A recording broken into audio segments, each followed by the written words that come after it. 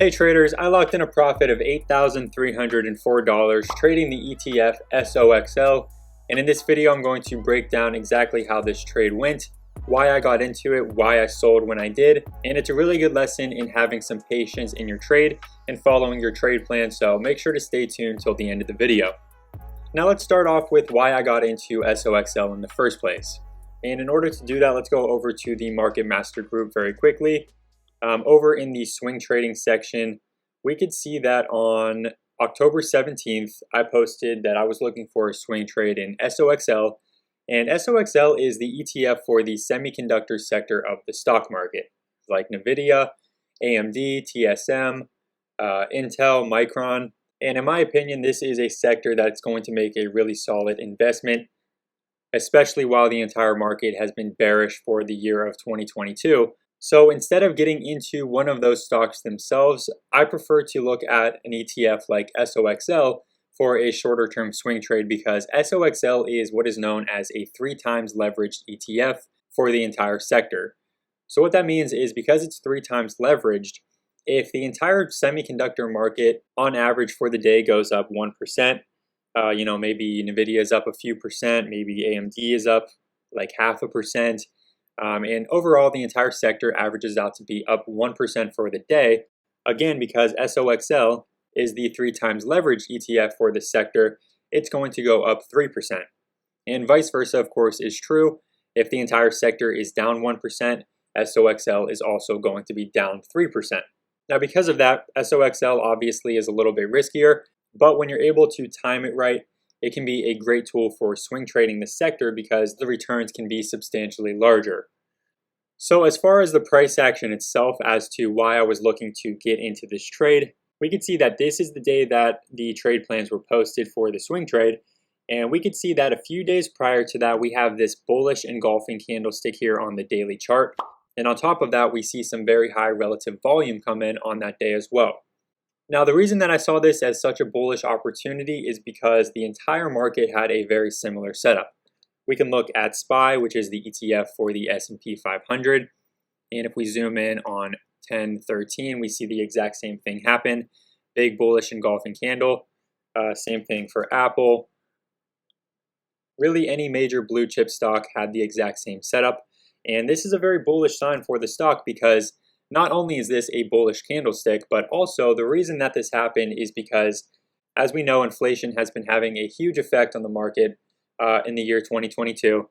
And up until this point, anytime that we've seen new inflation data being released for the year, we would see the market dump and it would sell off for days or even weeks following the news, all the way up until this point. And on this day when new inflation data was released, we saw the market gap down. However, this time into this gap down, we can see that there was obviously a ton of demand and there were a ton of buyers that lined up to actually buy that gap down, which pushed it straight back up, and it ended up closing green for the day. That was a very bullish sign because that is showing that the market is no longer reacting so strongly to this inflation news and people are still willing to buy even though inflation is on the rise. Okay, so that's kind of why I was looking at SOXL for a swing trade in the first place, because the entire market was showing signs now of a reversal. And again, I was very bullish on the semiconductor sector of the market. So with that being said, I started to buy some in the high 7s and then some as well in the low 8s. I didn't get to quite a full position. I did want to buy more, but for whatever reason, I actually, ended up just taking a pretty small position on this trade. I invested a little over $15,000, but that's why this is such a great swing trade, because on that $15,000 investment, again, I was able to lock in an $8,300 profit.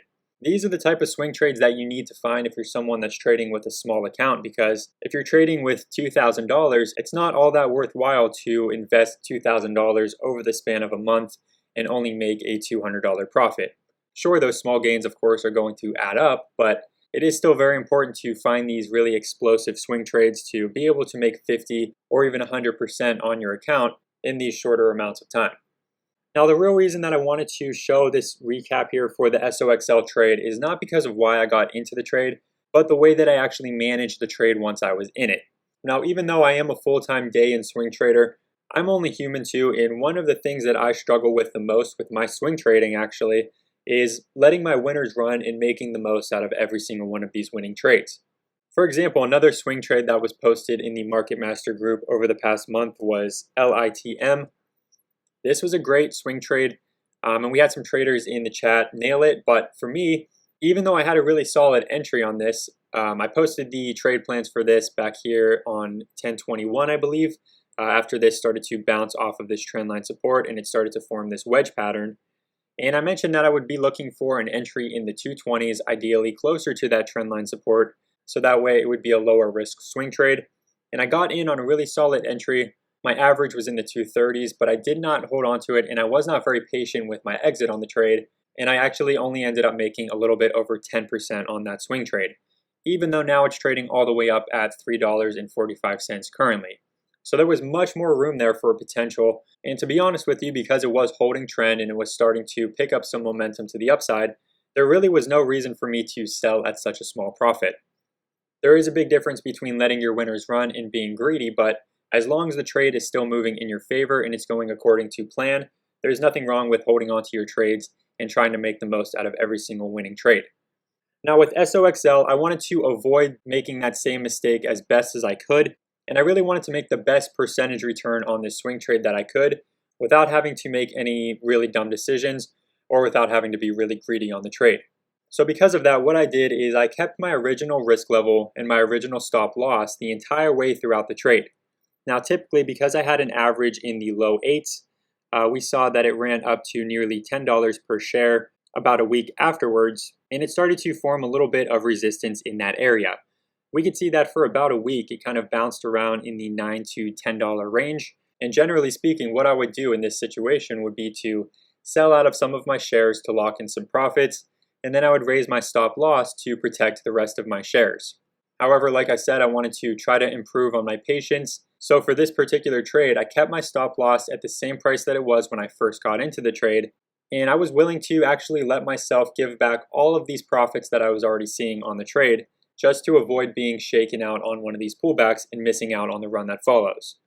I wouldn't necessarily advise trading like this, and I'm not going to do this all the time in the future, but it did work out really well in this trade because as we can see, it fell from that $10 area down to a low of $7.53. So at that point, I had already given back all of my profits on this trade. And if I would have changed my original stop loss, I would have been stopped out and probably just made a very small profit on this trade. But I kept my original one in place, and we can see that it recovered very quickly from that pullback. It ended up breaking above that $10 resistance area. And over the past few days, it's kind of gone parabolic along with the rest of the market. Again, let's take a look at SPY just to show you. SPY is obviously recovering very nicely the past few days as well. And that's because we recently saw more inflation data be released for the month of October. And it's showing that inflation for the month is actually starting to slow down a bit. So obviously that was bullish for the entire market and for, semiconductors and SOXL. So I started to sell out of some of my shares up in the high 11s and even sold some up near $13 per share. Now, I do believe that there is still plenty of room for semiconductors and for SOXL in the near future. In fact, I was considering holding some shares to look for this gap to fill up here. We have a gap on the daily chart now up to, $14.30. So there is a good chance that we can see that gap get filled in the near future. And then maybe we'll see a gap close reversal and it'll start to pull back from there. But overall, I'm happy with the trade. I made a solid profit, but even more importantly, I made a solid percentage return, and I was more patient than I typically would be with this type of swing trade. So as of now, I'm really just going to be looking for a pullback, so that way I can possibly get back into SOXL for another swing trade. So hopefully you found some value in this video. I wanted to make this $8,300 profit really worth it and try to give you guys some insight into how and why I took this trade. Also, I know that there were some members in the Market Master group that caught this trade as well after it was posted in the swing trading section. So shout out to you guys, and if you're not already in the group, I highly recommend you join us at the link down below in the description. Thanks again for watching. I hope you enjoyed, and good luck with your trading.